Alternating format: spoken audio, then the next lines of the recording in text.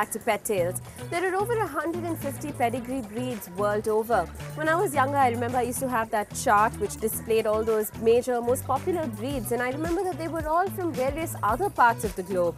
German Shepherds, Siberian Huskies, Yorkshire Terriers, and I used to think that there were no pedigree dogs per se from India or Chennai, which is home.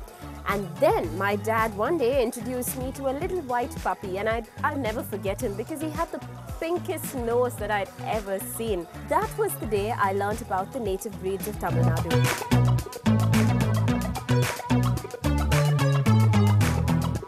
That white puppy I met was a Rajapalayam, probably the most popular Tamilian breed. Today, the native breeds of Tamil Nadu are classified into four: the Rajapalayam, the Kombai, the Chippipare and the Kanni. And to understand them better, we have our native dog expert and enthusiast Srinivas, who has conducted his own research in each of the breeds. Let's begin with my personal favourite, the Rajapalayam. See, it's an all-white dog and it has got some very, very unique features which you find nowhere with other breeds in the world. See, this Rajapalayam is basically a guard dog, and it is believed that it was used by the royals and the elite, as exotic pets and as guard dogs. And there is also a belief that these were used as dogs of war. And it's a very unique all-white dog with a pink nose, pink lips, and very magnificent regal features. I also mentioned that these dogs are extremely handsome.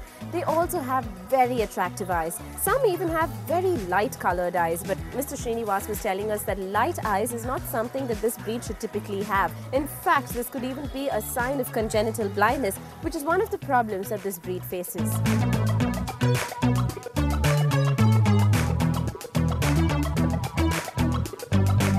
Any all-white breed is prone to congenital deafness and blindness. You have to be very careful that you do not produce blind, deaf pups or pups handicapped in both ways. And with Rajapalayam, another difficulty is so little of the breed is left out. And till now, proper pedigrees have not been maintained for these dogs. So you end up invariably with inbreeding two dogs. And this accentuates the problem of deafness and blindness.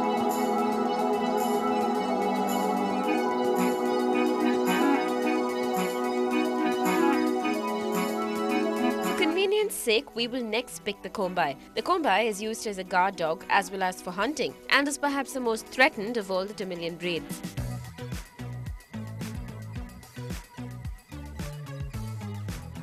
The Kombai will not be very tall. It should be stocky and sturdy, and it's a burly dog. The numbers are very meager, and even the dogs which you have today are not anywhere near the standards of the dogs which used to exist. See, it is either rich red or dark tan. It comes with a black muzzle, and it was a dog with a fantastically aggressive disposition. A dog which does not know the meaning of the word fear.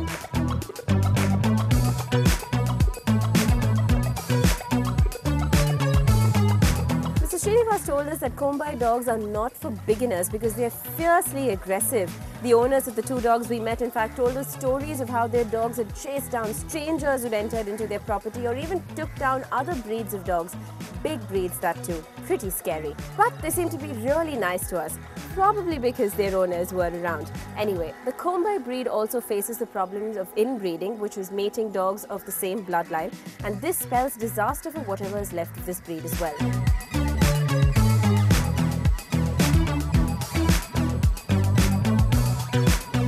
We can only hope for the best because the best of the dogs have been lost, and now what is available is nowhere near the mark. But with responsible breeding and with a bit of research, I am confident you can make this breed also bounce back.